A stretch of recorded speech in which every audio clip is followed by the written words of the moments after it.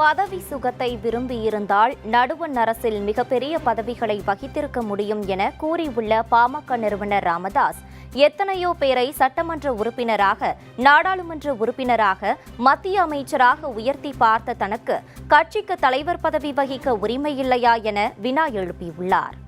செயல் தலைவர் மிக மிக முக்கியம். அதனால அந்த பொறுப்பை கொடுக்கணும். அவர் அதை ஏற்க மாட்டேன்னு சொல்றாரு. அந்த பொறுப்பை ஏற்றுனா பிரச்சனையா தீர்ந்து போச்சு. இன்னைக்கு எனக்கு என்னமோ தெரியல, என் மனசு மூச்சு காற்று இருக்கிற வரைக்கும் ராமதாஸ், நான் சொல்றத கேளு, நீ தான் கட்சியினுடைய தலைவர். நிறுவனர் நான் ஒரு ஆளு, அது சரி, இன்னொருத்தர் வர முடியாது, கட்சியினுடைய தலைவர் இரு அப்படின்னு மனசாட்சி சொல்லிச்சு. சரி, மனசாட்சி சொல்லுது அப்படின்னு சொல்லி ஏற்றுக்கினேன். மூச்சுற வரைக்கும் அந்த அது என்ன பெரிய பதவி சொல்ல பார்ப்போம். பல்வேறு காலகட்டங்களில் பல்வேறு சோதனைகளை எல்லாம் தாங்கி ஏச்சு பேச்சு விமர்சனங்கள் மற்ற கட்சிகள் இதையெல்லாம் தாங்கி அவர்களுக்கு பதில் சொல்லி நாகரிகமாக நளினமாக, இந்த ரெண்டு வார்த்தையும் கலைஞர்கிட்ட இருந்து நான் கற்றுக்கணும்.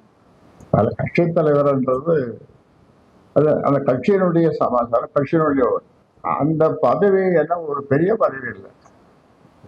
அந்த பதவியை நான் ஏற்கக்கூடாது. பதவி சுகம் அப்படின்னு சொல்றாங்க. அந்த சுகத்தை நான் விரும்பி இருந்தால் மத்தியிலே எந்த பொறுப்பும் எனக்கு கிடைத்திருக்கும். இப்பொழுது இருக்கிற பிரதமர் மோடி அவர்களும் என்னோடு நட்பாக இருக்கிறார். அவருடைய அன்பை சேலத்திலே எப்படி வெளிக்காட்டார் என்பது உங்களுக்கு தெரியும். கட்டிப்பிடித்து இறுக்கமாக, ஏதோ ஒரு ஊடகத்தில் கூட சொன்னாங்க, காத்து கூட போகாது போல, அப்படி ரெண்டு பேரும் கண்டுபிடிச்சிருந்தாங்க. அப்படியெல்லாம் பழகி இருக்கிறோம். என்னுடைய மூச்சை கிடந்து அடங்கிய பிறகு அந்த பொறுப்புக்கு வரப்போறது யார்?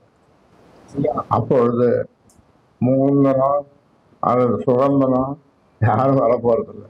அந்த பொறுப்பு